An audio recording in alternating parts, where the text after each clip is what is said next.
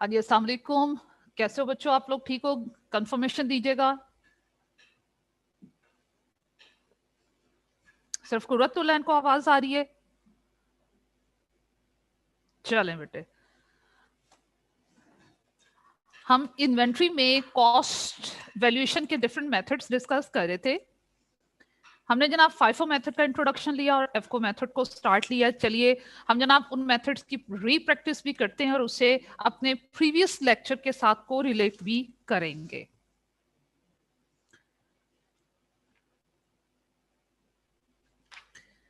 यदि आप अपनी बुक्स पे आओगे पेज नंबर 459 पे, एग्जाम्पल है with the title of MS मौलाबख्श। आपकी बुक्स में पेज नंबर 459 पे एग्जाम्पल है जिसका टाइटल है MS मौलाबख्श। इसे स्टार्ट करते हैं जनाब। सेम वही इंफॉर्मेशन है, जनवरी के मंथ में उसने opening stock, purchases, return, sales, drawing सब कुछ दिया हुआ है और जनाब इन्वेंट्री की वैल्यूएशन के बारे में उसने कहा हुआ है कि वो कीजिए और फाइफो और एफको मेथड को यूज करना है। तो चलिए पहले एफको मेथड की प्रैक्टिस करते हैं। जी समीर खान, अनम्यूट कर लीजिए खुद को। मैम कल क्वेश्चन कंप्लीट नहीं हुआ था। कल क्वेश्चन हमारा कंप्लीट नहीं हुआ था? अभी देख लेते हैं, स्लाइड मेरा ख्याल है मैंने सेव की होगी। उसमें क्या रहता था? अच्छा, वो एंड में हमने उसको पॉइंट को कोरिलेट करना था NRV के साथ। चले मुझे वैल्यूज को ढूंढ लेने दें। ये है हमारा क्वेश्चन। अभी आपके सामने स्लाइड शो हो जाती है।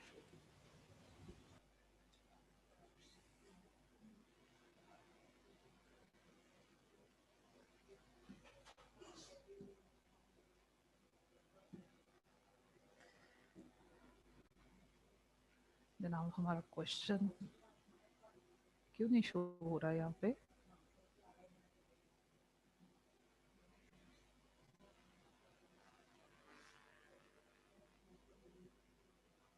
बेटा होल्ड कीजिएगा, मैं टीचर असिस्टेंट को कॉल करती हूँ। वो मुझे स्लाइड यहाँ पे शो नहीं हो रही।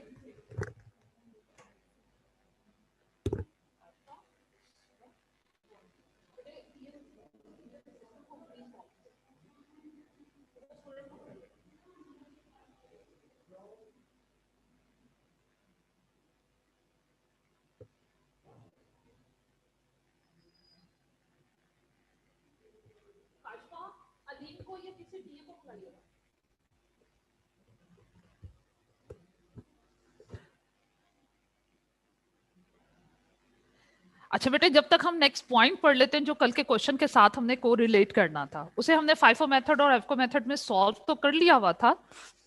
तो जनाब उसमें है क्या, को रिलेट करना है हमने पेज नंबर 458 को। पेज नंबर 458 के स्टार्ट में उसने इंफॉर्मेशन दी हुई है। ओपनिंग इन्वेंट्री से रेलेवेंट तो हमने स्टॉक लेजर कार्ड में लिख लिया हुआ था कि 10,000 यूनिट्स हैं और आपके पास ओपनिंग स्टॉक के यूनिट की टोटल कॉस्ट 1.48 मिलियन थी। अब क्लोजिंग इन्वेंट्री से आपने कोरिलेट करना। अलीम इधर आओ बेटे, ये देखो कल मैंने ये स्लाइड सेव की थी, अब यहाँ पे ये ओपन नहीं हो रही है। क्या करना है इसका? मुझे ये ओपन करनी है, वो शो नहीं कर।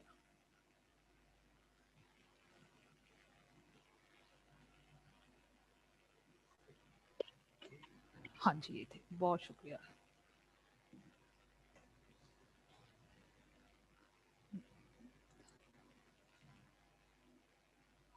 थैंक यू अलीम बेटा, बस हो गया। चलें जनाब, ये हमारा कल का क्वेश्चन था। देखिए आपके सामने ये हमने एफको मेथड में बाद में उसको सॉल्व किया था। हमने चाहे उसको एफको मेथड से सॉल्व किया या उसको फाइफो मेथड से सॉल्व किया। हमारे पास क्लोजिंग स्टॉक में यूनिट्स आ रहे थे 14,200 यूनिट्स आ रहे थे जिनकी टोटल कॉस्ट हमारे पास बनती थी जनाब 2.6066 मिलियन उसकी टोटल कॉस्ट थी अंडर एफको मेथड। और यूनिट्स हमारे पास क्लोजिंग स्टॉक में कितने थे? 14,200। अब इनसे रेलेवेंट वो इंफॉर्मेशन हमें क्या बताता है? कहता है कि जनाब क्लोजिंग इन्वेंट्री इंक्लूड्स, ये मैं रीड आउट कर रही हूँ पेज नंबर 458 के स्टार्ट में जो पैराग्राफ गिवन है मैं उसको रीड आउट कर रही हूँ जनाब। उसमें क्या कहता है कि closing inventory includes 1200 units found damaged. Closing inventory में जितने भी यूनिट्स हैं उसमें से 1200 यूनिट डैमेज हो गए। इसका मतलब है कि 14,200 में से 1200 यूनिट डैमेज्ड हैं और रिमेनिंग 13,000 हमारे पास गुड यूनिट्स है। अब बेटे जो डैमेज यूनिट्स, बैड यूनिट्स होते हैं, उनकी एनआरवी गुड यूनिट से डिफर करती है। तो इसलिए हमने क्या करना है, एंड में जाकर ये मैंने सेग्रीगेशन कर लेनी है गुड और बैड यूनिट्स की। टोटल यूनिट्स है मेरे पास 14,200। इनका क्या करना है, मैंने इसमें से बैड यूनिट्स, जो डैमेज्ड यूनिट्स हैं, वो अलग कर लेने, और जो रिमेनिंग मेरे पास 13,000 गुड यूनिट्स हैं उनको मैंने सेपरेट कर लेना। अब वो आपको एनआरवी से रेलेवेंट इंफॉर्मेशन दे रहा है, कहता है NRV of damaged and the good units are 120 and 200 per unit respectively. Ma'am ji जी, अस्सलाम वालेकुम मैम। वालेकुम अस्सलाम जी अतीब बेटे। मैम ये कल वाले क्वेश्चन का पार्ट करवा रही है ना? हाँ जी बिल्कुल, कल वाले क्वेश्चन का एक पार्ट रह गया था, स्टूडेंट ने रिवाइंड करवाया, वो कर यस रहे हैं हम मैम। लोग। जी मैम ठीक है, आप थैंक यू। ठीक है, अच्छा अब वो देखो, कहता है कि जो आपके डैमेज्ड यूनिट्स हैं उनकी एनआरवी है 120। चलें, इनकी मैं एनआरवी लिख लेती हूँ यहाँ पे, वो ₹120 पर यूनिट, और जो आपके गुड यूनिट्स हैं उनकी एनआरवी वो क्वेश्चन में बता रहे हैं 200। एनआरवी का कंपैरिजन करना है आपने कॉस्ट के साथ। कॉस्ट की इंफॉर्मेशन कहां से आएगी, from stock laser card. Stock laser card पे अगर आप गौर कीजिएगा, इस वक्त आपके पास करंटली जो कॉस्ट पर यूनिट है वो कितनी है, मैंने ग्रीन कलर से हाईलाइट कर दी हुई है, 145.52। वो मैं यहां लिख लूंगी 145.52। अब उसके बाद आपने क्या करना है, एनआरवी का कंपैरिजन कॉस्ट के साथ करना है, और हमने सीखा है कि जनाब गुड यूनिट्स हों या बैड यूनिट्स हों, उनकी वैल्यूएशन लोअर ऑफ कॉस्ट या एनआरवी पे होगी। बैड यूनिट के पॉइंट ऑफ व्यू से देखा जाए, एनआरवी आपके पास 120 है और कॉस्ट है 145.52। कॉस्ट ज्यादा है और एनआरवी आपके पास कम है। इसका मतलब यह है कि हम अपने बैड यूनिट की वैल्यूएशन एनआरवी पे करेंगे। What about good units? Good units की एनआरवी 200 है, जबकि कॉस्ट चाहे बैड यूनिट्स हों या गुड यूनिट्स हों, उनकी कॉस्ट स्टॉक लेजर कार्ड के एंड में आपके पास आ रही है 145.52। ये दोनों यूनिट्स की कॉस्ट सेम हुआ करती है। तो जनाब 200 का 145.5 के साथ कंपैरिजन करें तो मालूम होगा कि गुड यूनिट की वैल्यूएशन कॉस्ट प्राइस पे होगी। ये सिलेक्ट कर लेने के बाद जनाब आप उनकी रिस्पेक्टिव वैल्यू से उनको मल्टीप्लाई कर दोगे, आपके पास क्लोजिंग स्टॉक की टोटल वैल्यू आ जाएगी। ये देखिए मैंने क्या काम करना है जनाब, 1200 को मल्टीप्लाई करना है 120 के साथ, ये मेरे पास आता है 1,44,000, और जो 13,000 हमारे पास यूनिट्स हैं उनको मुझे मल्टीप्लाई करना है 145.5 के साथ, उनकी वैल्यू आती है 18,91,500। तो क्लोजिंग स्टॉक की टोटल वैल्यू मेरे पास कितनी बनी, गुड और बैड यूनिट की वैल्यू को हम ऐड कर लेंगे, 1,44,000 और वो ऐड किया तो जनाब 20,35,500 हमारे पास क्लोजिंग स्टॉक के यूनिट्स की टोटल वैल्यू बन रही है। तो जनाब हम ऐसा हमेशा किया करते हैं, स्टॉक लेजर कार्ड को यूज करते हुए FIFO या एफको मेथड की हेल्प से हम उनकी कॉस्ट फाइंड आउट कर लिया करते हैं। कॉस्ट को फाइंड आउट कर लेने के बाद क्वेश्चन के एंड में वो आपको खुद ही बता देगा कि जनाब क्लोजिंग इन्वेंट्री में जो यूनिट्स इंक्लूसिव हैं उसमें कितने गुड यूनिट्स हैं और कितने बैड यूनिट्स हैं, गुड यूनिट्स की एनआरवी क्या है और बैड यूनिट्स की एनआरवी क्या है। आपने रिस्पेक्टिव कॉस्ट का एनआरवी के साथ कंपैरिजन करते हुए जो लोअर वैल्यू होगी उसे सिलेक्ट करना है, नंबर ऑफ यूनिट से मल्टीप्लाई करके सम अप कर देना है, आपके पास क्लोजिंग स्टॉक में जितने भी यूनिट होंगे 14,200 उनकी टोटल वैल्यू आ जाएगी। और ये जो फिर हमारे पास एग्जैक्ट एडजस्टेड टोटल वैल्यू आया करती है, जिसना मेरे पास इस वक्त आ रही है 2.035 मिलियन, ये फिर आपकी बैलेंस शीट में और इनकम स्टेटमेंट के सीजीएस के पोर्शन में कैरी फॉरवर्ड हो जाएगी। तो ये जनाब हमारा क्वेश्चन कंप्लीट हुआ। इसी तरह हम प्रैक्टिस करेंगे, सेम इन्हीं पॉइंट्स की प्रैक्टिस करेंगे नेक्स्ट एग्जांपल में, जिसका टाइटल है MS मौला बख्श। आप ये एग्जांपल स्टार्ट कीजिए and just give me 2 minutes, ठीक है? इसको एफको मेथड से पहले सॉल्व कीजिए, सारे यही सेम पॉइंट्स हैं। जी बेटे कुछ कहना चाह रहे हैं? जी मैम, ये जो एफको मेथड है, हाँ जी मैम इसमें हर स्टेप में हम एवरेज कॉस्ट निकालते हैं? जी बिल्कुल। मैम एक दफा जरा बता। लेकिन Sorry. बेसिकली जो एवरेज कॉस्ट हुआ करती है, देखो मैं ये स्लाइड बैक करती हूँ, जरा गौर जी मैम। कीजिएगा। जो यूनिट हम Yes, ma'am. सेल करते हैं, ये देखो मैंने आपके सामने वो स्लाइड दोबारा से शो कर दी हुई है। जी जो मैम। यूनिट सेल हो रहे हैं, जो अवेलेबल आपके पास कॉस्ट पर यूनिट हुआ करती है, हम उस पर सेल करते हैं। ये देखो मैं कोरिलेट करती हूँ यहाँ पे वैल्यूज को। जी मैम। हमने 18,000 यूनिट सेल की, उनको कॉस्ट कौन सी चार्ज की? जो करंटली हमारे पास कॉस्ट आ रही थी। जब सेम कॉस्ट पे यूनिट सोल्ड चार्ज होते हैं तो कॉस्ट पर यूनिट पे कोई फर्क नहीं पड़ता। देखिए 25,000 में से 18,000 यूनिट हमने सेल कर दिए हुए, हमारे स्टॉक में 7,000 यूनिट्स पड़े हुए हैं, तो जनाब उनको मैंने सेम वही कॉस्ट चार्ज की है जो यूनिट सोल्ड करने से पहले थी, 149.2। ये चेंज कब होती है? जब न्यू आइटम्स हम परचेज करते हैं। जैसा देखो 16 जनवरी को आपने 13,000 आइटम्स फर्दर परचेज किए और कॉस्ट पर यूनिट आपके पास कितनी है? 160। तो आपके पास टोटल कॉस्ट बनी 20,80,000।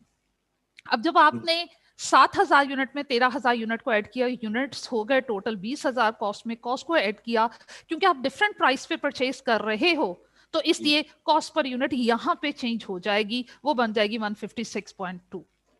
मैम यानी सिर्फ परचेजेस में मतलब इस तरह होगा, अगर कोई सेल कर रहे हैं हम सेल तो के बाद नहीं ऐसा होगा, सिर्फ परचेजेस और परचेजेस रिटर्न्स के बाद जो होती है वो कॉस्ट पर यूनिट फ्लक्चुएट करती है। सेल परचेजेस रिटर्न या मैम कोई गुड्स डैमेज वगैरह जो वो सारे इसी तरह हो, दूसरी तरह हो? हाँ जी, हाँ जी। ठीक है। चलो I am giving you 2 minutes, जल्दी से मौला बख्श का क्वेश्चन स्टार्ट कीजिए, एवरेज मेथड से उसको सॉल्व कीजिए, वैल्यूज में आप लोगों से लूंगी, जस्ट गिव मी 2 मिनट्स।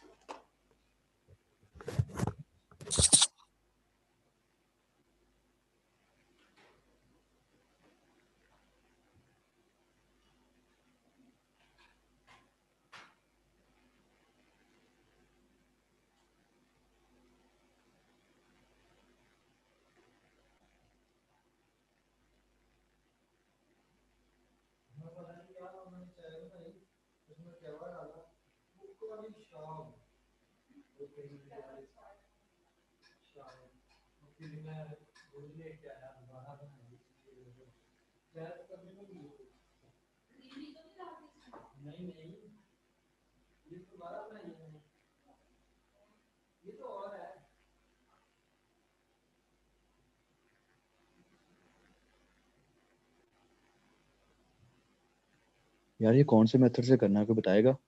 एवको या आपको फाइको? मेथड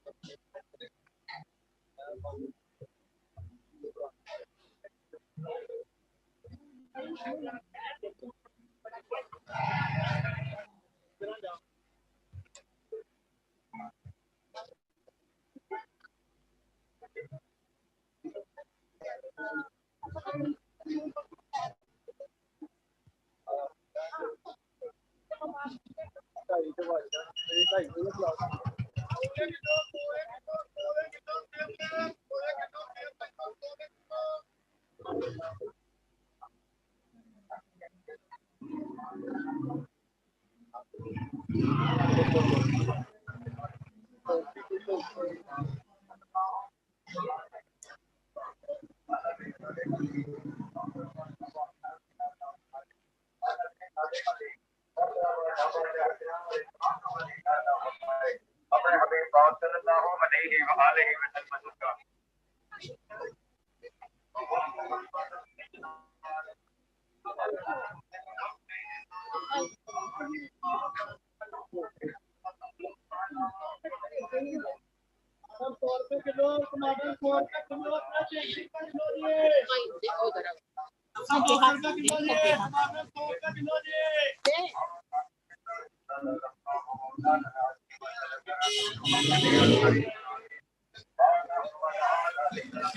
नंबर 478, तुम्हारा माइक खुला है यार।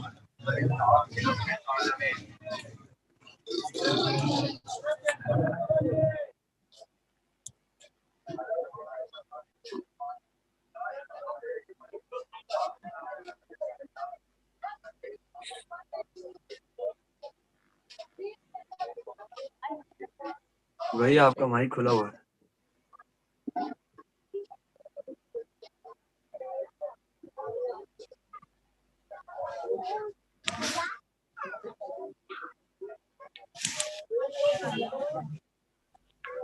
भाई 578 यार, अपना माइक बंद कर लो भाई।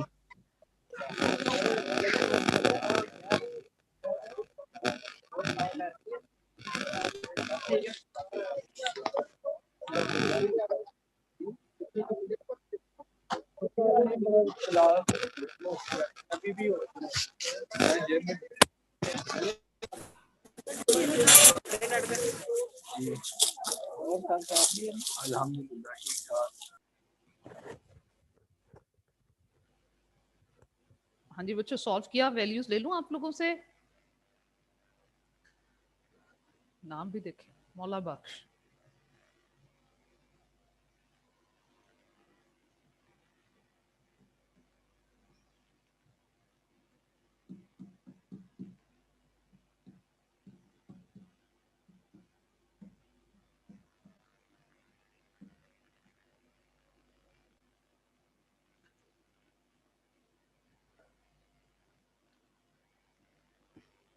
बच्चों, आर यू इन क्लास? जी मैम। Yes ma'am. ठीक है, चलो शाबाश। अब मैं वैल्यूज आपसे लूं, फॉर्मेट बना लेती हूँ, मुझे लिखवाते जाइएगा। सॉल्व किया इसको? जी मैम, हाफ हो गया। हाफ हो गया, ठीक है। करते जाओ, मैं तब तक फॉर्मेट बना लूं।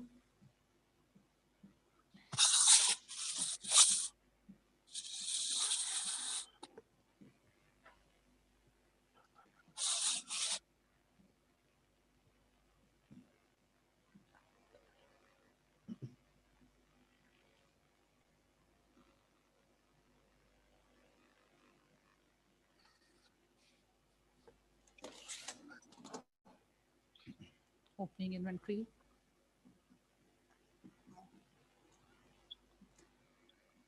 Units at the rate 400। लिखती जाती हूँ, वैल्यूज आपसे बाद में लूंगी। 16,000। फिर उसके बाद जनाब हमने आइटम्स परचेज किए हैं जनवरी 2 को। 100 यूनिट्स परचेज किए एट द रेट ऑफ 500। ये कितना हो गया? 50,000। चलो अब मुझे बताओ क्या किया होगा आप लोगों ने यहाँ पे? जी मैम, क्योंकि लास्ट एफको पे ऐड कर मेथड है। देनी हाँ, 16,000 में मैम। यूनिट्स में यूनिट्स ऐड कर देने, कॉस्ट में कॉस्ट ऐड कर देनी। यूनिट्स ऑलरेडी 40 थे, 100 और आए, 140 हो गए। जी मैम, और बेटे कॉस्ट में कॉस्ट ऐड की तो 66,000। और जी बेटे मुझे बताओ पर यूनिट कॉस्ट कैसे निकाली? 66,000 डिवाइडेड बाय 140। जी मैम, 471.42। 471.42। जी जी मैम। जनाब। अब एफ को मैं मेथड राउंड में ऑफ हम कर रहे हैं 471, नहीं बुक में भी ऐसे ही है। बुक कर पता नहीं। उन्होंने कहा वह कि राउंड ऑफ करें। नहीं उधर मैम, ऐड कहा करो तो ना। नहीं हुआ, लेकिन फिर आंसर अगर है डेसिमल्स में फिर कैलकुलेशन मैम थोड़ा सा फर्क आ जाता है कभी कभार। हाँ वो तो आ जाता है, राउंडिंग ऑफ की वजह से तो आ जाता है। अच्छा चलो, अब बताओ उसके बाद कौन सी ट्रांजैक्शन हुई है? जनवरी 2 जनवरी के 3 बाद हम जनाब गए 3 जनवरी को, हमने सेल किए।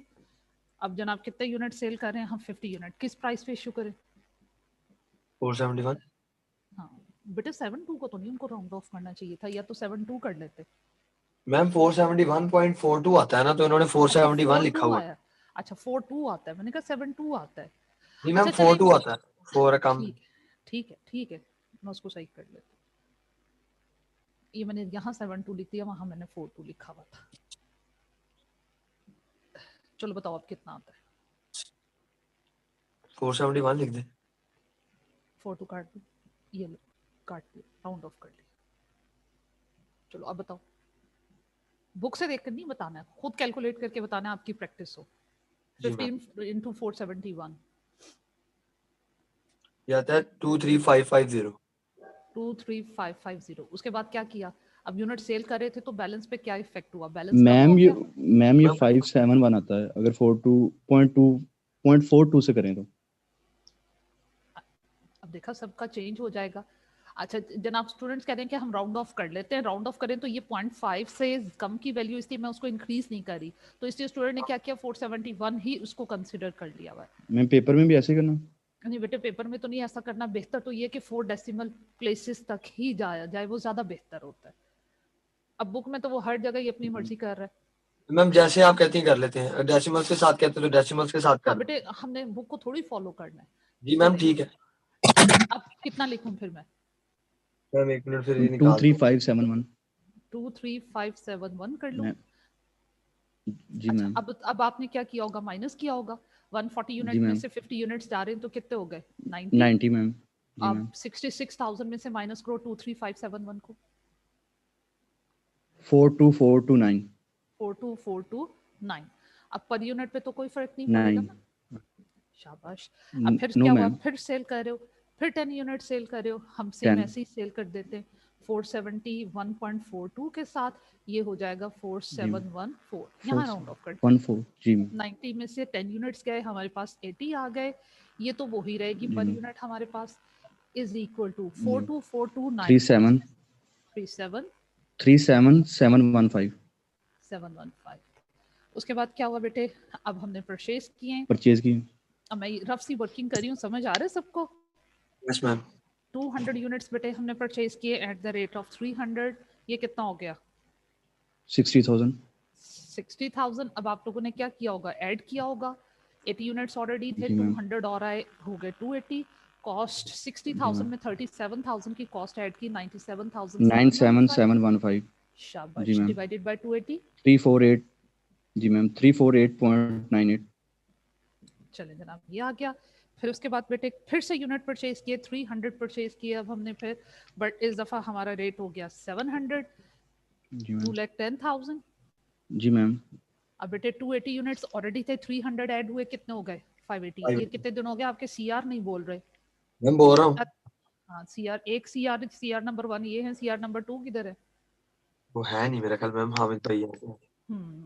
2,10,000 प्लस 97,715। मैम वो हामिद भाई कह रहा था कि मैं सीए छोड़ रहा हूँ। वजह मैम वो एएफसी के शायद उनका ना इंग्लिश का क्लियर नहीं हो रहा था पेपर।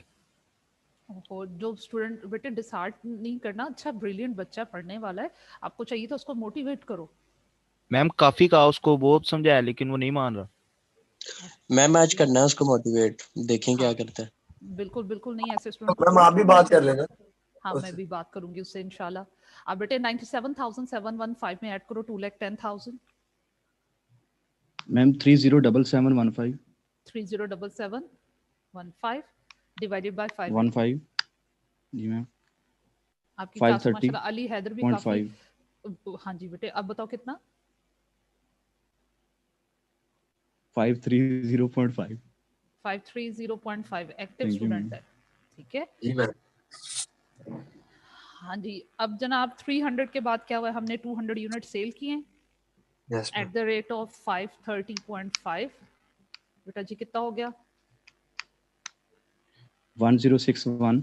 106100 कर दें। अब माइनस कर दें, 580 में से 200 गया 380, ये तो वही रहेगा 530.5। 7 हाँ जी बेटे 307715 मैम ये माइनस बनता है 106,100 201615। 201615।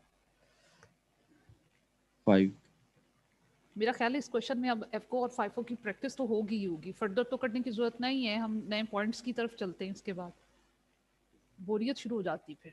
अच्छा जनाब 200 यूनिट्स के बाद फर्दर क्या हुआ, सेल्स किया। अब सेल्स रिटर्न्स है, मुझे बताओ सेल्स तो सेल्स के कॉलम में आनी ही है, सेल्स रिटर्न्स को किस कॉलम में डील करना चाहिए हमें?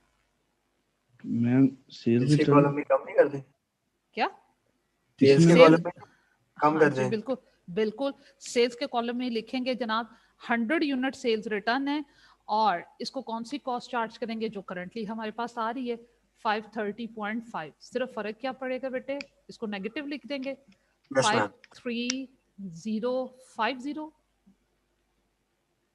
जी मैम, देखो इतना ही बनता है। जी मैम अब इतनी बनता है। बैलेंस में ऐड होंगे। हाँ बिल्कुल ठीक है, सेल्स रिटर्न कस्टमर ने हमें चीजें वापस की हैं, हमारे पास चीजें आ रही हैं, बैलेंस में स्टॉक हमारा बढ़ जाएगा, तो 380 में 100 हमने ऐड कर दिया, कितने यूनिट्स हो गए 480 एट द रेट ऑफ 530.5, कितना हुआ? 15 अब मैम आपने ऐड कर देना है। 201615 प्लस मैम ये बनता है 254665। अच्छा अब ये करने के बाद बेटे सेल्स रिटर्न्स भी हो गया, फिर से यूनिट्स परचेज करते हैं, 200 परचेज करेंगे एट द रेट ऑफ 400, कितना हो गया 80,000। जी मैम, अब ऐड कर दें, 480 में 200 ऐड किया 680, 254665 में 80,000 ऐड किया, डिवाइड बाय 680 मैम ये आता है 492.15। ये अच्छा यूनिट आप रेट पर है। यूनिट बता रहे हो जी मैम 492, 0.15 ठीक है, और टोटल कॉस्ट 334665। ठीक हो गया। अब बेटे उसके बाद हमने 200 यूनिट परचेज भी कर ली, उसके बाद परचेज रिटर्न्स है 100 यूनिट की, परचेज इसके कॉलम में लिखेंगे लेकिन नेगेटिव 100। अब परचेज रिटर्न्स कौन जी से वाली परचेजेस में से है, 9 जनवरी वाली, और 9 जनवरी को जो हमारा परचेजेस का रेट था वही रेट इसको चार्ज करेंगे 400। Yes ma'am. ठीक हो गया।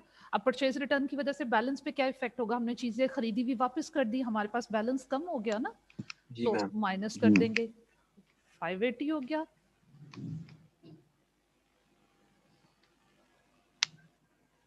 जी मैम इसका टोटल आता है 294665। 294665। देखो बेटा ये किया इन बच्चों ने, बहुत सही किया, 334665 में से माइनस किया है 40,000 को। अब पर यूनिट कैसे निकालोगे, 294665 जो माइनस करके आए उसे डिवाइड करोगे 580 से। मैम 508 इसको 400 से कम करना था। नहीं नहीं बेटे 100 यूनिट्स रिटर्न करें, हाँ रेट मैंने 400 क्यों चार्ज किया, देखो उसने परचेज रिटर्न के साथ लिखा हुआ है कि किस लॉट के खरीदे हुए यूनिट हम वापस करें, हमने वो लॉट जो 9 जनवरी को खरीदी थी 400 के हिसाब से 200 यूनिट खरीदे थे, उसमें से आधे हमने वापस कर दिए। लेकिन अभी तो एवरेज कॉस्ट अगर 9 जनवरी को, तो वो तो हमने अगर वो ना 490। बताता, अगर हमें बेटे वो ना बताता ना कि किस लॉट में से परचेज रिटर्न्स हुए, फिर हम जी मैम। मेथड के अकॉर्डिंगली जो करंट रेट होता है वो चार्ज करते, लेकिन यहाँ जी तो उसने मैम। खुद ही बता दिया, जहाँ खुद ही बता दिया वहां हम वही कॉस्ट चार्ज करेंगे। जी मैम। चलो अब बताओ बेटे यहाँ कितना आया, 5 लिखा मैंने पर यूनिट कॉस्ट, 50808। बस। मैम अच्छा ये अब यही आगे 04 चलो, आता है अच्छा चलो 0.04। उसको रहने देते हैं। अच्छा बेटे परचेज रिटर्न्स के बाद हमारे पास यूनिट्स कुछ शॉर्ट हो गए, 10 यूनिट्स शॉर्ट हो गए। अब जो 10 यूनिट हमारे पास शॉर्ट हो गए में, हमने प्रीवियस क्वेश्चन में भी डिस्कस किया था कि शॉर्ट होने का मतलब है यूनिट का लॉस हो गया। अब जो यूनिट का लॉस है वो हमने परचेजेस के कॉलम में नेगेटिव लिखना है, 10 यूनिट का लॉस हो गया। इसकी ऑपोजिट उसने कॉस्ट नहीं बताई हुई, तो जब कॉस्ट नहीं बताई हुई हो तो मेथड के अकॉर्डिंगली जो करंट कॉस्ट आ रही होगी हम वो चार्ज कर देंगे 508, तो ये हो जाएगी 5080। तो बेटे अब शॉर्टेज का मतलब है कि बैलेंस कम हो गया मेरे पास यूनिट्स का, 570 हो जाएगा एट द रेट ऑफ 508। पीछे देखो क्या बचा कॉस्ट में, कॉस्ट में बच मैम मैंने उसमें से लेस कर दिया वैसे। तो ज्यादा एक सेकंड बेहतर मैम, है। ये इस तरह कर लेते हैं। जैसे मर्जी कर लो, आंसर मैम ये सेम आता आएगा। है 2895 2895 289560 60। बहुत शुक्रिया बेटा अली 60। हैदर। अब उसके बाद ड्राइंग्स हैं, ड्राइंग्स को भी हमने क्या काम करना है, परचेजेस में से माइनस कर परचेजेस में देना है। मैंने तो तो परचेजेस के कॉलम में मैं 5 लिखती हूँ। अब ड्राइंग्स किस लॉट के यूनिट उठा के ऑनर लेकर गया नहीं बताया हुआ, तो फिर मेथड के अकॉर्डिंगली जो करंट कॉस्ट हमारे पास 508 आ रही है उसी पे हम इशू कर देंगे। Is it 2540? ठीक Yes, है। ma'am. अब 570 में से जी, 5 मैम। यूनिट मजीद गए बेटे, हमारे पास कितना आ गया 565।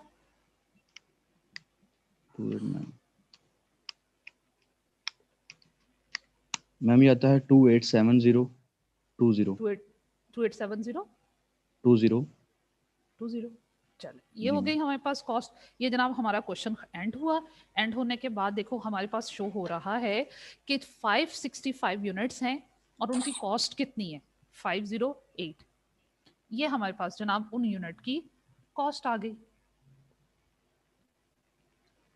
ये हमारे पास है जनाब कॉस्ट पर यूनिट। अब क्वेश्चन में कहता क्या है, कहता है at the end of the month estimated selling price of product A. Product ए में जितने भी यूनिट हैं हमें उसकी जो ऐसी वो अब बिकेंगे 300 में, और उसको बेचने पे जो हमारी रियलाइजेशन कॉस्ट होगी, रियलाइजेशन कॉस्ट होती है सेलिंग कॉस्ट। तो भाई वो 300 में एक यूनिट बिकेगा और उसकी जो सेलिंग कॉस्ट पर यूनिट है वो 150। इसका मतलब एनआरबी पर यूनिट हमारे पास कितनी है 150। एनआरबी मैंने कैसे निकाली, एक्सपेक्टेड सेल प्राइस में से सेलिंग कॉस्ट 150 की माइनस की। तो जनाब इन यूनिट्स की कॉस्ट 508 और एनआरबी वो हमें क्वेश्चन में बता रहे 150। वैसे हैरत की बात है प्रोडक्ट ए के जितने 565 यूनिट्स हैं वो सारे के सारे डैमेज हैं, सारे के सारे ऐसे हैं। क्वेश्चन में जिस तरह प्रीवियस क्वेश्चन में उसने बताया था कि इतने यूनिट बैड थे, इतने डैमेज, इतने गुड यूनिट्स थे, तो हमने सेग्रीगेशन कर ली। यहाँ उसने ऐसी इंफॉर्मेशन हमें नहीं दी, तो हम यहाँ पे एज्यूम करेंगे कि क्लोजिंग स्टॉक में जितने यूनिट आए हैं 565, उन तमाम की पर यूनिट कॉस्ट 508 है और एनआरबी 150 है। अब क्योंकि एनआरबी बेटे हमारे पास कम है तो इन यूनिट्स वैल्यूएशन जो है वो एनआरबी पे होगी। तो क्लोजिंग स्टॉक की वैल्यू हमारे पास टोटल कितनी बनेगी,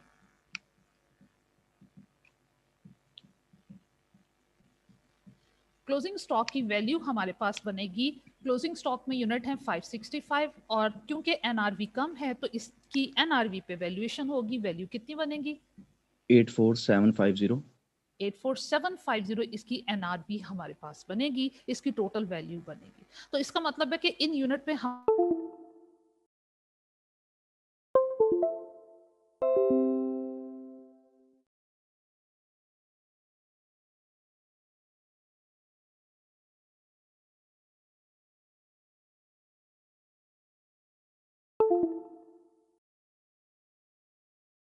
आठ में से एनआरवी माइनस कर दीजिए और फिर वो एक यूनिट का लॉस आ जाएगा। 565 यूनिट का फाइंड आउट करना, उनसे मल्टीप्लाई कर दो तब भी रिजल्ट आपके पास सेम यही आ जाएगा। मैम माइनस करके जो रिजल्ट आते हैं वो आते हैं 202270। तो बेटे इस तरह हम मल्टीप्लाई करके करोगे जब भी ऑटोमेटिकली आपके पास आंसर यही आएगा। मैम सेम आता है। सेम आता है ना। तो बेटे ये हमारी इन्वेंट्री का टोटल लॉस है। कुछ क्वेश्चन में वो आपसे ये भी रिक्वायर कर लेता है, तो मौला बख्श के क्वेश्चन में उसने आपसे ये रिक्वायर किया। अब आप स्टूडेंट ने हैंड रेज करके मुझे बताना है कि जनाब इसका फाइफो मेथड आप लोग खुद कर लोगे, तो मैं इसमें कुछ नए पॉइंट्स का एडिशन करूँ, आज कुछ नई बात भी डिस्कस करनी। कितने स्टूडेंट्स हैं जो इसका फाइफो मेथड कर लोगे खुद मौला बख्श का? सिर्फ 2 स्टूडेंट्स, जस्ट 5। चलें फिर आज की आपकी असाइनमेंट लॉस वाली एंट्री दोबारा बता देना।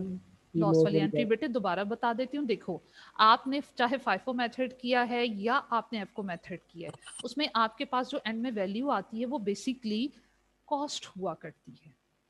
पर यूनिट कॉस्ट है आपके पास 508 जिसको मैंने ग्रीन कलर से हाईलाइट किया हुआ है, और टोटल कॉस्ट है आपके पास 2.87 मिलियन, बल्कि मिलियन नहीं है, 2,87,020 है। अब वो क्वेश्चन में बताता है आपको, इस क्वेश्चन के एंड में कहता है आपको मंथ एंड पे पता चला कि प्रोडक्ट ए के जितने भी यूनिट हैं वो 300 में सेल हो सकते हैं, और सेल करने के लिए आपको जो रियलाइजेशन कॉस्ट, जो सेलिंग कॉस्ट है वो बियर करनी पड़ेगी 150।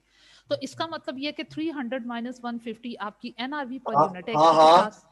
तो बेटे ये मेरे पास लॉस हो गया ना।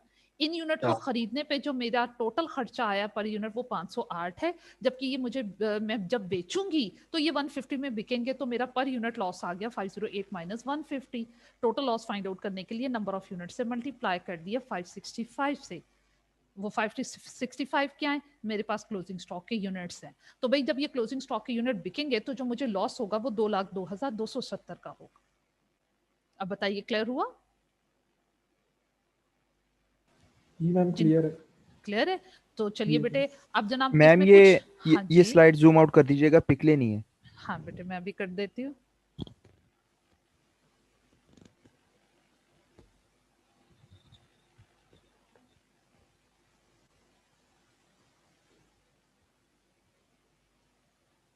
देखो ज्यादा लाइट तो नहीं हो गया? नो मैम ठीक है। ठीक है,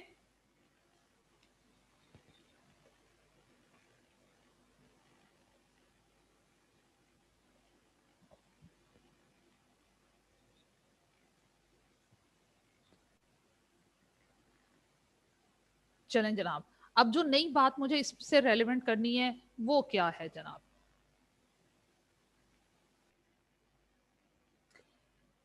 इन्वेंट्री के रिकॉर्डिंग मेथड्स कौन कौन से हैं? हमने रॉ मटेरियल को परचेज भी कर लिया, स्टोर भी कर लिया, जो बेचने थे वो यूनिट बेच भी दिए, कुछ ऑनर ने विड्रॉ कर लिए, सारी आपकी इन्वेंट्री से रेलेवेंट ट्रांजैक्शंस हुई। इन्हें कॉस्ट अकाउंटेंट ने स्टॉक लेजर कार्ड में रिकॉर्ड करते हुए क्लोजिंग स्टॉक की आपको वैल्यू बता दी। और अब जनाब हम देखेंगे कि आपका जो अकाउंटेंट है उसने इन ट्रांजैक्शंस को जर्नल में कैसे रिकॉर्ड करना है। आपकी इन्वेंट्री की जितनी भी ट्रांजैक्शंस है, आप इन्वेंट्री को परचेज कर रहे हो, परचेज रिटर्न्स हो रही है, इन्वेंट्री को सेल कर रहे हो, इन्वेंट्री ऑनर विदड्रॉ कर रहा है, कुछ इन्वेंट्री की शॉर्टेज हो जाती है, इन्वेंट्री डैमेज हो जाती है, उसका लॉस हो जाता है। ये जितनी भी आपकी इन्वेंट्री की ट्रांजैक्शंस हैं इनको कैसे रिकॉर्ड किया जाए? आपकी इन ट्रांजैक्शन को रिकॉर्ड करने के दो मेथड्स हैं, मेथड्स ऑफ रिकॉर्डिंग।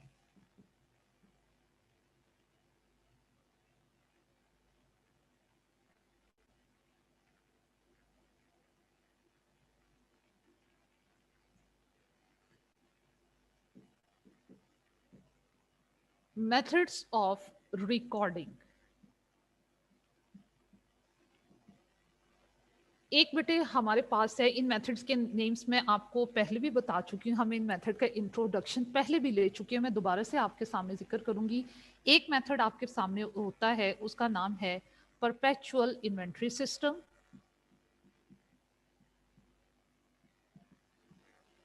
और दूसरा मेथड है आपके पास पीरियोडिक इन्वेंट्री सिस्टम।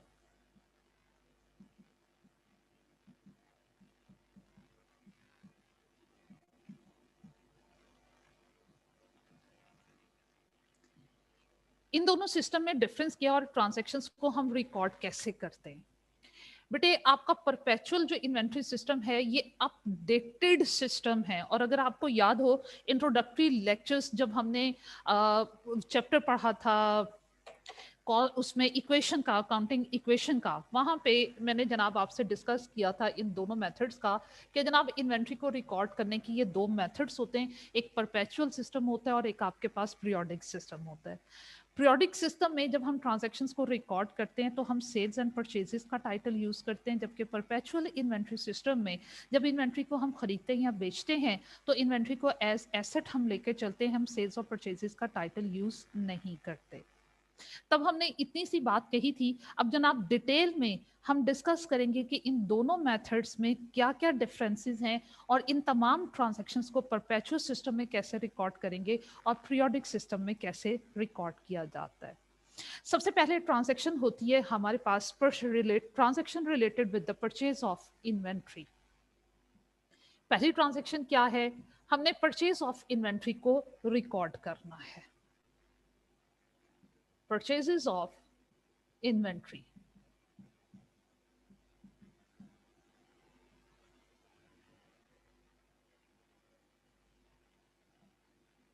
हम बेटे परपेचुअल सिस्टम में जब इन्वेंट्री को परचेज करते हैं, इन्वेंट्री को एज एसेट लेते हैं, एज एन एसेट ट्रीट करते हैं, तो जब इन्वेंट्री का और खरीदेंगे या बेचेंगे इन्वेंट्री का अकाउंट इन्वॉल्व होगा। इन्वेंट्री परचेज की, इन्वेंट्री का बैलेंस बढ़ गया और इन्वेंट्री जो कि एसेट है जब वो बढ़ता है उसे क्या करते हैं, डेबिट करते हैं। तो इन्वेंट्री जब भी परचेज होगी हम परपेचुअल सिस्टम में उसको कैसे रिकॉर्ड करेंगे, इन्वेंट्री अकाउंट को हम डेबिट करेंगे। क्रेडिट किसको करेंगे, डिपेंड करेगा कि हमने इन्वेंट्री को परचेज कैसे किया है। कैश बेसिस पे परचेज किया तो बेटे कैश क्रेडिट होगा, उधार खरीदा है तो अकाउंट्स पेएबल के अकाउंट को हम क्रेडिट किया करते हैं। जबकि परचेजेस की एंट्री को हम पीरियोडिक सिस्टम में कैसे रिकॉर्ड करेंगे, पीरियोडिक सिस्टम में इन्वेंट्री का अकाउंट हम ओपन नहीं करते, बल्कि इन्वेंट्री जब हम खरीदते हैं एसेट का, इन्वेंट्री का एसेट का अकाउंट ओपन करने की बजाय परचेजेस एक्सपेंस का अकाउंट ओपन करते हैं। तो इसमें ट्रांजैक्शन क्या बनेगी, इन्वेंट्री को डेबिट करने की बजाय आपने परचेजेस अकाउंट को डेबिट कर देना है और जनाब कैश या फिर अकाउंट्स पेएबल के अकाउंट को क्रेडिट कर देना है। डिपेंड्स कि आपने कैश बेसिस पे परचेज किया या फिर क्रेडिट बेसिस पे परचेज किया। ये पहली ट्रांजैक्शन हो गई। उसके बाद हम जनाब परचेज रिटर्न्स को कैसे रिकॉर्ड करेंगे।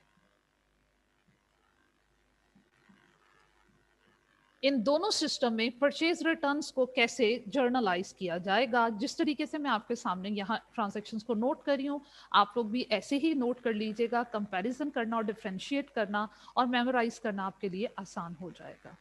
तो बेटे जब चीजें खरीदते हैं तो ये आपके सामने मैंने एंट्रीज पास की हैं, तो जब रिटर्न करेंगे तो हम उसकी रिवर्स एंट्री पास कर देंगे। खरीदी हुई इन्वेंट्री आपका एसेट अगर वापस जाएगा, एसेट का बैलेंस कम होगा तो उसको क्या करोगे, क्रेडिट करोगे। तो आपके पास परपेचुअल सिस्टम में इसकी एंट्री क्या बनेगी, या कैश डेबिट हो जाएगा या अकाउंट्स पेएबल अकाउंट डेबिट हो जाएगा और आप परचेज रिटर्न की बजाय इन्वेंट्री को परपेचुअल सिस्टम में क्रेडिट कर दोगे। उसमें कैश कैसे डेबिट हो गया, मतलब कैश का अगर चाहिए। मैंने पहले चीज खरीदी थी और पैसे दिए थे, अब जिनसे खरीदी है उनको मैंने चीजें वापस करनी है तो उनसे कहना है कि भाई साहब जो हमने आपको पैसे दिए थे चीज खरीदते वक्त वो वापस कीजिए। हाँ ठीक, ठीक है। और अगर उधार खरीदा हुआ था, जब उधार खरीदा था लाइबिलिटी बढ़ी थी, अब अभी उसको वो क्रेडिट डेबिट किया था, अब चीज वापस कर रहे हो लाइबिलिटी कम हो रही है, इसलिए आप क्या कर दोगे, उसको क्रेडिट कर दोगे। अब बेटे हम पीरियोडिक इन्वेंट्री सिस्टम में इसको कैसे रिकॉर्ड करेंगे, इन्वेंट्री का अकाउंट तो इन्वॉल्व नहीं है, बल्कि यहाँ पे परचेजेस रिटर्न का अकाउंट इन्वॉल्व हो जाएगा। परचेजेस हमेशा डेबिट होती हैं और परचेज रिटर्न को हम हमेशा क्या करते हैं, क्रेडिट। सिंपल इज दैट, आपने पहली एंट्री रिवर्स कर देनी है, कैश को या अकाउंट्स पेएबल के अकाउंट को डेबिट कर देना है और परचेज रिटर्न के अकाउंट को क्रेडिट कर देना है। अब जनाब हमने इन्वेंट्री को एज अ ट्रेडर खरीद भी लिया और जो डैमेज थे या सही नहीं थे उनको रिटर्न भी कर दिया। उसके बाद नेक्स्ट ट्रांजैक्शन क्या होगी, इन्वेंट्री को बेटे हमने सेल करना है, सेल ऑफ इन्वेंट्री। चीजें खरीदी ही, इन्वेंट्री ट्रेडेड गुड्स को कहते हैं, जो चीजें हमने खरीदी थी बेचने के लिए। तो जब हम उन्हें बेचेंगे तो हम उसको कैसे जर्नलाइज करेंगे। पहले हम बात करते हैं बेटे परपेचुअल सिस्टम की। परपेचुअल सिस्टम में हमने कहा इन्वेंट्री एसेट का अकाउंट इन्वॉल्व हो जाता है। इन्वेंट्री खरीदी, उसका बैलेंस बढ़ा, इन्वेंट्री को डेबिट किया, इन्वेंट्री बेच रहे हो, इन्वेंट्री का बैलेंस कम हो रहा है, उसको आप क्रेडिट कर दोगे। तो यहाँ पे क्या होगा, इन्वेंट्री आपकी क्रेडिट हो जाएगी।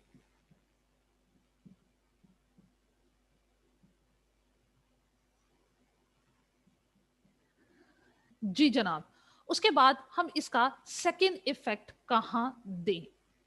देखो बेटे एक चीज और, सेकेंड इफेक्ट देने से पहले यहाँ पे मैं एक चीज और आपके साथ डिस्कस करूंगी, और वो क्या है कि बेटे अगर आपको याद हो मैंने आपसे एक पॉइंट डिस्कस किया था कि जनाब हम जब भी इन्वेंट्री को खरीदें या बेचें, इन्वेंट्री डेबिट हो या क्रेडिट हो, हमेशा कॉस्ट प्राइस से हुआ करती है, जितने में खरीदा था।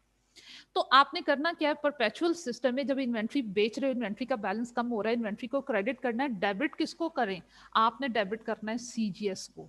जो गुड्स सेल की हैं उनकी कॉस्ट को सीजीएस के अकाउंट को डेबिट करना है। एक तो आपने सेल के टाइम में ये एंट्री पास करनी है और ये एंट्री होगी विद कॉस्ट प्राइस। दूसरी एंट्री क्या होगी, यहां पे आपको दूसरी एंट्री सेल्स की भी रिकॉर्ड करनी होगी विद सेल प्राइस। सेल्स की एंट्री जो हम पास करेंगे विद सेल प्राइस वो क्या होगी जनाब, आपके पास परपेचुअल इन्वेंट्री सिस्टम में अगर आपने कैश बेसिस पे चीजें बेची हैं, कैश आपके पास आया, कैश अकाउंट को डेबिट करोगे, अगर उधार बेचा हुआ है तो अकाउंट रिसीवेबल को डेबिट करोगे और सेल्स को क्रेडिट करोगे। ये एंट्री करोगे विद सेल प्राइस। मैम हाँ जी, मैम ये कैश रिसीवेबल अगर हम डेबिट कर देते तो हम इन्वेंट्री को क्यों नहीं क्रेडिट कर सकते उस एंट्री के अंदर? इन्वेंट्री को मैंने क्रेडिट किया है, हम चीजें बेच रहे हैं, इन्वेंट्री हमारे पास से बेटे जा रही है, अंडरस्टूड बात है कि उसने क्रेडिट होना है, लेकिन प्रॉब्लम क्या है, इन्वेंट्री आपका एसेट है और एसेट को कभी भी सेल प्राइस से हम क्रेडिट नहीं करते, हमेशा कॉस्ट प्राइस से करेंगे। अगर मैंने ये चीजें 100 रुपए में खरीदी थी, 150 में बेची थी, तो मुझे 2 एंट्रीज पास करनी पड़ेगी। फर्स्ट वन एंट्री 100 रुपीज के साथ कॉस्ट प्राइस के साथ करनी होगी, दूसरी एंट्री 150 सेल प्राइस के साथ करनी होगी। परपेचुअल इन्वेंट्री सिस्टम में हमें सेल जब भी इन्वेंट्री करेंगे हमें 2 एंट्रीज पास करनी पड़ेंगी, एक कॉस्ट प्राइस के साथ और एक सेल प्राइस के साथ।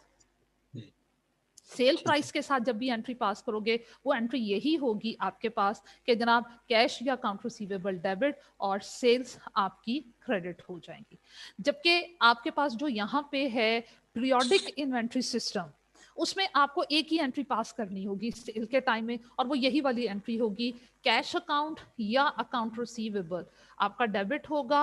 अगर कैश पे बेची हैं तो कैश डेबिट, अगर उधार बेची हैं तो अकाउंट रिसीवेबल डेबिट, और सेल्स अकाउंट को आपने क्रेडिट कर देना है। पीरियोडिक सिस्टम में एक ही सेल्स के टाइम में हम एंट्री रिकॉर्ड करते हैं, वहां हमें फर्स्ट वन एंट्री रिकॉर्ड करने की जरूरत नहीं है, इसलिए क्योंकि पीरियोडिक सिस्टम में हम इन्वेंट्री का अकाउंट ओपन नहीं करते। जी बेटे। मैम यहाँ पे भी जो गुड्स जा रही हैं वो भी अपनी कॉस्ट पे नहीं जा रही सेकंड हाँ। पीरियोडिक सिस्टम में? वहां फिर पे यहाँ पे हमने हम उसकी इन्वेंट्री का कॉस्ट के ऊपर करते हैं। पीरियोडिक सिस्टम में जरा गौर कीजिएगा, हमने इन्वेंट्री का अकाउंट ही नहीं ओपन किया। पीरियोडिक सिस्टम में इन्वेंट्री का अकाउंट ही कहीं ओपन नहीं हुआ। ये देखो मैं आपको दिखा देती हूँ, जी मैम पता चल गया, ठीक पता चल ठीक गया है। ना। अच्छा, जी अब उसके बाद ये सेल की एंट्री हो गई, और अगर आपसे कहा जाए सेल्स रिटर्न, तो जिस तरह हमने परचेजेस के बिल्कुल ऑपोजिट परचेज रिटर्न्स को रिकॉर्ड करते हैं, इसी तरह सेल्स रिटर्न्स को सेल्स के बिल्कुल ऑपोजिट रिकॉर्ड करें। सेल्स रिटर्न्स को कैसे दोनों सिस्टम में रिकॉर्ड किया जाएगा? यहाँ पे सेल्स की क्योंकि 2 एंट्रीज होती हैं, तो सेल्स रिटर्न्स की भी में आप यही करोगे, दोनों एंट्रीज को रिवर्स करोगे। पहली एंट्री कॉस्ट प्राइस के साथ रिवर्स होगी, तो इसका मतलब कस्टमर को चीजें बेची हुई थी, हमारे पास वापस आ गई, इन्वेंट्री का बैलेंस बढ़ गया, और एसेट जब बढ़ते हैं उनको डेबिट करते हैं। आपने जनाब इन्वेंट्री के अकाउंट को डेबिट कर देना है, और अगर कस्टमर से पैसे लिए हुए थे आपको वापस करने पड़ेंगे, कैश को क्रेडिट कर दोगे, और अगर उधार बेचा हुआ था तो आपने अकाउंट रिसीवेबल के बैलेंस को कम कर देना है। बिल्कुल रिवर्स एंट्री पास कर दी, एक ही एंट्री करनी पड़ेगी, और दूसरा सेल्स रिटर्न्स की भी आपको सेल प्राइस के साथ रिवर्सल एंट्री करनी पड़ेगी। वो क्या है, सेल्स क्रेडिट होती हैं और सेल्स रिटर्न्स को बेटा हम हमेशा डेबिट करते हैं। सेल्स रिटर्न अकाउंट आपका डेबिट हो जाएगा, सॉरी यहाँ मैंने सीजीएस लिखना था, जी मैम ये सीजीएस, ये मैं ठीक कर लेती हूँ, वो दूसरी एंट्री में हम कैश का इफेक्ट दे देते हैं। इन्वेंट्री के ऑपोजिट हमने सीजीएस को लेना है। अब यहाँ पे इसके ऑपोजिट हमारे पास कैश या फिर अकाउंट रिसीवेबल इन्वॉल्व हो जाएगा। ये सेल प्राइस के दोनों एंट्रीज को रिवर्स कर देना। और पीरियोडिक सिस्टम में भी आपने ऐसी रिवर्सल एंट्री, अब वहां सेल्स के टाइम में क्योंकि एक एंट्री हुई थी, तो सेल्स रिटर्न्स के टाइम में भी एक ही एंट्री होगी, और वो उस एंट्री का रिवर्स होगा। सेल्स रिटर्न्स आपकी डेबिट हो जाएंगी, और कैश या अकाउंट रिसीवेबल जो है वो आपका क्रेडिट हो जाएगा। हाँ जी, मुझे बताइए, यहाँ तक क्लियर है? मैम जी मैम एक क्वेश्चन है मैम, देखें अब ये चैप्टर जब हमने कर लिया, मतलब ये 12 चैप्टर के अंदर हमें पता चल गया कि इन्वेंट्री का मतलब पीरियोडिक और परपेचुअल सिस्टम होता है, लेकिन मैम अगर किसी मतलब अब हम पूरी बुक पढ़ के मैम इंशाल्लाह जाएंगे पेपर में, तो मैम जब अगर पीछे से कोई सवाल आता है, कोई जनरल मतलब अगर हमें कहे कि बुक का कोई क्वेश्चन हो, तो हम उसमें कौन सा मेथड गए अगर उन्होंने नहीं बताया वो? अब पहली बात तो ये कि जब पेपर में देगा वो स्पेसिफाई करता है। यहाँ पे तो उसने 1-2 जगह ऐसा किया है कि क्वेश्चन में हमें बताता नहीं है कि परपेचुअल है, ये पीरियोडिक है, सोल्यूशन को देख के पता चलता है कि जनाब उसने किस मेथड की एप्लीकेशन की। जी मैम ऐसे ही चैप्टर है ना? 3 में जी हाँ, लेकिन जब पेपर में क्वेश्चन आएगा वो मस्ट आपको बताएगा कि परपेचुअल सिस्टम से करना है या पीरियोडिक सिस्टम से करना है। जी ऐसा मैम, पॉसिबल नहीं है कि वो स्पेसिफाई ना करे। ठीक है मैम। ठीक है। अच्छा, जी अब मैम। देखो बेटे, एक और चीज जो मेरे जहन में आई वो क्या है कि हमने एक चीज कॉस्ट के पॉइंट ऑफ व्यू से पढ़ी हुई है कि इन्वेंट्री की कॉस्ट किसके इक्वल होती है? Purchase price plus purchases expenses. अब परचेज प्राइस से रेलेवेंट जो एंट्री है वो परचेजेस की एंट्री तो हमने रिकॉर्ड कर ली। जो परचेज एक्सपेंसेस होते हैं वो भी तो कॉस्ट का पार्ट बनते हैं, वो भी तो कॉस्ट इन्वेंट्री को चार्ज होगी, उसको कैसे जर्नलाइज किया जाएगा? Purchases expenses.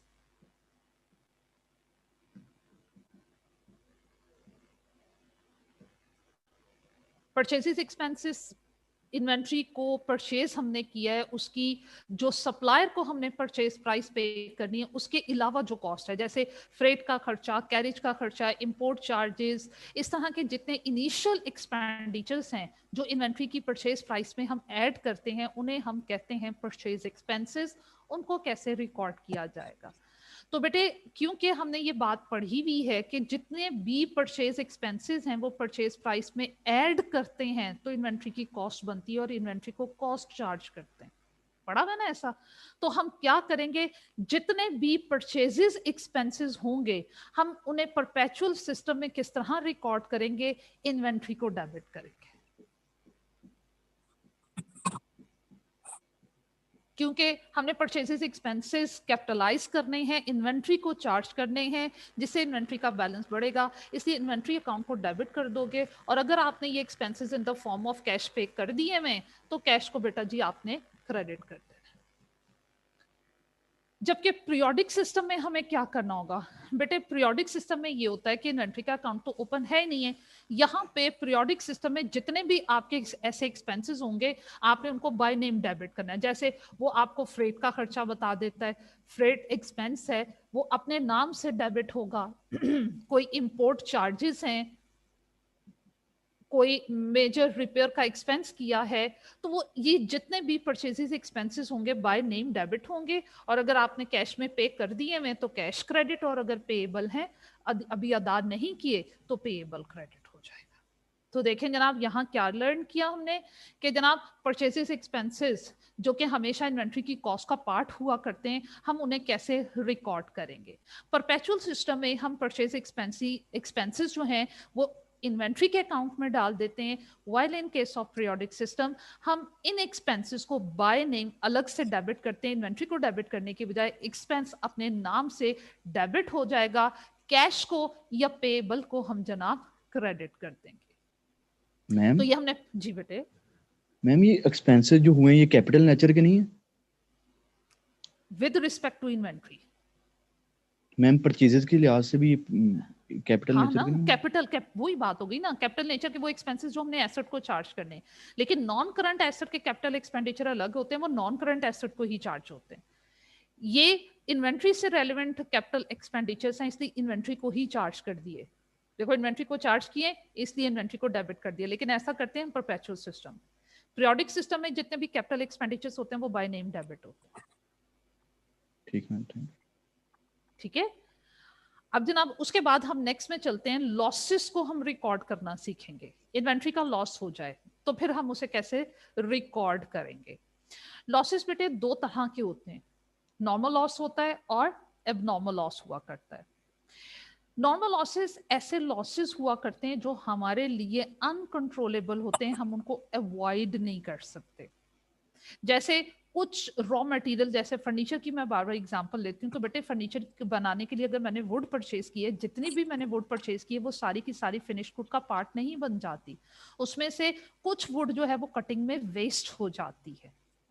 हम इसको अवॉइड नहीं कर सकते, लेकिन अगर कटिंग रॉन्ग हो गई हुई है, हमारी गलती की वजह से कुछ लकड़ी जाया हो गई हुई है, वो हमारी इनएफिशिएंसी की वजह से, हमारी गलती की वजह से ऐसा हुआ, तो वो लॉस कहलाता है एबनॉर्मल लॉस। ऐसा लॉस जो हम अवॉइड नहीं कर सकते, अनअवॉइडेबल होता है और हमें पहले से मालूम होता है कि ये लॉस होगा और हम उससे बच नहीं सकते, वो नॉर्मल लॉस होता है। और अगर हमारी गलती की वजह से एक्स्ट्रा लॉस हो जाए, that is called abnormal loss. अब इन लॉसेस को हम रिकॉर्ड जनाब किस तरीके से करेंगे? सबसे पहले हम रिकॉर्ड करते हैं नॉर्मल लॉस को।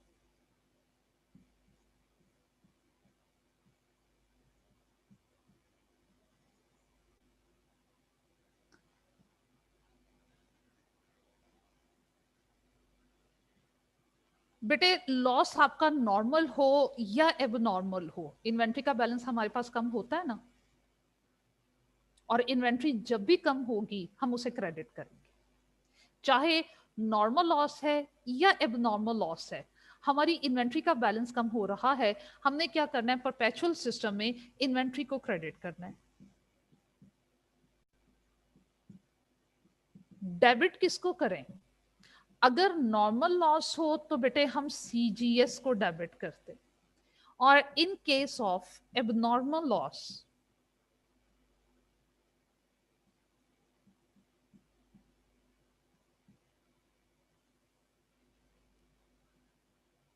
ये देखो, चाहे नॉर्मल लॉस हो या एबनॉर्मल लॉस हो, इन्वेंट्री का बैलेंस तो कम होता है, इसलिए इन्वेंट्री ने तो बेटा जी क्रेडिट होना ही होना है। मैंने इन्वेंट्री के अकाउंट को क्रेडिट कर दिया। डेबिट किसको करें? जब नॉर्मल लॉस होता है तो बेटे सीजीएस को डेबिट किया जाता है, जब एबनॉर्मल लॉस होता है तो एबनॉर्मल लॉस के अकाउंट को डेबिट किया जाता है। हमारी इनएफिशिएंसी होती है, इसलिए जनाब उसे बुक्स में हाईलाइट किया जाता है ताकि हम बार बार अपनी इस लॉस को देख के शर्मिंदा हों और फ्यूचर में अपनी गलती को अवॉइड कर सकें। तो क्या है, परपेचुअल सिस्टम में नॉर्मल लॉस हो या नॉर्मल लॉस हो, इन्वेंट्री का बैलेंस कम हो रहा है, हम इन्वेंट्री को क्रेडिट करते हैं। और डेबिट किसको करें? नॉर्मल लॉस की सिचुएशन में सीजीएस डेबिट होता है, और एबनॉर्मल लॉस की सिचुएशन में एबनॉर्मल लॉस को ही डेबिट करते हैं। अब बात करेंगे पीरियोडिक सिस्टम की। पीरियोडिक सिस्टम में बेटे नॉर्मल लॉसेस को हम रिकॉर्ड ही नहीं करते, इसकी कोई एंट्री पास नहीं होती, क्योंकि नॉर्मल लॉस है, अनएवॉइडेबल है, ये हमारे दायरा इख्तियार में नहीं आता। हम जितनी मर्जी कोशिश कर लें इस लॉस से नहीं बच सकते, इसलिए हम नॉर्मल लॉस को पीरियोडिक सिस्टम में रिकॉर्ड नहीं करते। हाँ, abnormal loss is because of our inefficiency वो रिकॉर्ड होता है। और उसको रिकॉर्ड कैसे करेंगे? देखिए बेटे, ये चीज भी हमने पहले डिस्कस की हुई है कि ऑनर गुड्स विड्रॉ कर लें, चीजों का लॉस हो जाए, चैरिटी में दे दें या फ्री सैंपल्स में दे दें। इन यूनिट्स के एंगेज में हमारी कॉस्ट रिकवर नहीं होती, और इन तमाम सिचुएशन में हम क्या किया करते हैं अंडर पीरियोडिक सिस्टम, हम जनाब परचेजेस को कम कर लिया करते हैं। परचेजेस का नॉर्मल बिहेवियर डेबिट होता है, उसको कम करने के लिए आपने परचेजेस के अकाउंट को क्या करना है, क्रेडिट कर देना है, और एबनॉर्मल लॉस अकाउंट को डेबिट कर देना। तो जनाब पीरियोडिक सिस्टम में एबनॉर्मल लॉस को कैसे रिकॉर्ड किया जाएगा? हम परपेचुअल सिस्टम में इन्वेंट्री को क्रेडिट करते हैं, और पीरियोडिक सिस्टम में इन्वेंट्री को क्रेडिट करने की बजाय परचेजेस को क्रेडिट किया जाता है। और दोनों सिचुएशन में हम चाहे परपेचुअल सिस्टम हो या पीरियोडिक सिस्टम हो, हम जनाब एबनॉर्मल लॉस के अकाउंट को डेबिट करते हैं। अब इन दोनों सिस्टम में हमारे पास इन्वेंट्री का ओपनिंग और क्लोजिंग बैलेंस किस तरह आया करता है? हमारे परपेचुअल सिस्टम में क्योंकि इन्वेंट्री का अकाउंट ओपन होता है, इसलिए इन्वेंट्री का टी अकाउंट बना लिया जाता है। इन तमाम ट्रांजैक्शन का इफेक्ट उस इन्वेंट्री के अकाउंट में हम ट्रांसफर करते हैं, तो हमारे पास इन्वेंट्री का टी अकाउंट बनेगा और उससे हमारे पास ऑटोमेटिकली क्लोजिंग बैलेंस आ जाता है। पीरियोडिक सिस्टम में क्या करें? इन्वेंट्री का अकाउंट ओपन नहीं है, जर्नल में इन्वेंट्री का अकाउंट ओपन नहीं है, तो उसका लेजर भी नहीं बन सकता। फिर क्लोजिंग स्टॉक की वैल्यूएशन कैसे की जाती है? हम स्टॉक लेजर कार्ड से फाइफो या एफको मेथड की हेल्प से क्लोजिंग स्टॉक की वैल्यू फाइंड आउट करते हैं और वो फाइनल अकाउंट में ट्रांसफर करते हैं। पीरियोडिक सिस्टम में क्लोजिंग इन्वेंट्री की वैल्यू फाइंड आउट करने के लिए इन्वेंट्री का अकाउंट ओपन नहीं किया जा सकता। तो बेटे आज का ये नया पॉइंट आपके सामने, इसकी प्रैक्टिस इंशाल्लाह कल के लेक्चर में करेंगे। यहां तक कोई पॉइंट मिस हो गया, यू मे आस्क। मैम हाँ जी बेटे। मैम ये सीजीएस अकाउंट्स के बारे में बता दें मैम, इसका कैसे टी अकाउंट बनाएंगे मैम? सीजीएस का टी अकाउंट जिस तरह नॉर्मली बनता है बेटे, सीजीएस आपका कॉस्ट अकाउंट है, उसकी डेबिट साइड पे आपने नॉर्मल लॉस को रिकॉर्ड कर देना है, यानी वो डेबिट मतलब जैसे सीजीएस में ये ऐड हो जाएगा ठीक हो गया। अगर परपेचुअल सिस्टम हुआ ना।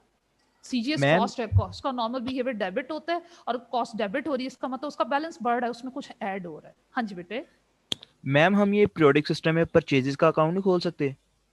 पीरियोडिक सिस्टम में ही तो बेटे, ये देखो हमारे पास परचेजेस का अकाउंट है, पर ये देखो ये हर जगह परचेजेस जी मैम, तो मैम हम इन्वेंट्री की जगह परचेजेस का अकाउंट यूज कर रहे हैं, तो वहां से हम बैलेंस निकाल नहीं सकते? किस चीज का बैलेंस निकालना है बेटे? मैम क्लोजिंग स्टॉक का हमारी। नहीं, उस वहां पे क्लोजिंग स्टॉक का बैलेंस ऐसे नहीं आ सकता। परचेजेस के अकाउंट में सिर्फ परचेजेस ने जाना है, सेल्स ने थोड़ी जाना है। और जब हम चीजें बेचते हैं तो हमारे पास स्टॉक में चीजें कम नहीं हो जाती, तो सेल्स का इफेक्ट तो परचेजेस के अकाउंट में आएगा ही नहीं। सही हो गया मैम। ठीक हो गया। तो वहां मैम पे हमें स्टॉक लेजर कार्ड की, हाँ जी, जी जी मैम, आप कर लें, बात कंप्लीट कर रहा हूँ। हाँ हाँ, बात कंप्लीट कर ली। मैम कल वाले लेक्चर में मैम वो मैंने पूछना था कि जैसे हमने जो क्वेश्चन किया था हमने उसमें 5 और आपको दोनों मेथड से मैम, उसमें लास्ट पे हमने सीजीएस निकाले थे, दोनों में मेथड मतलब सेम लगेगा, लेकिन आपने बताया था कि 5 में वैल्यू ज्यादा आती है मतलब क्लोजिंग स्टॉक की। मैम वो बता हाँ, दीजिएगा जरा। वो क्यों आती है ज्यादा? अच्छा चलो, आज जी का क्योंकि बाकी वो सामने टीचर बैठे हुए हैं, हमने उनकी क्लास के भी मेरा ख्याल है जी 10 मैम मिनट, ठीक है, कल इंशाल्लाह मुझे याद करवाइएगा, आते ही फिर मैं डिस्कस कर दूंगी ये ठीक है पॉइंट। मैम, ठीक है मैम, मैम ठीक है, बहुत शुक्रिया। अच्छा थैंक ठीक यू है, so much ma'am, Allah you Hafiz. Welcome. Okay बेटा, अल्लाह हाफिज। ओहो,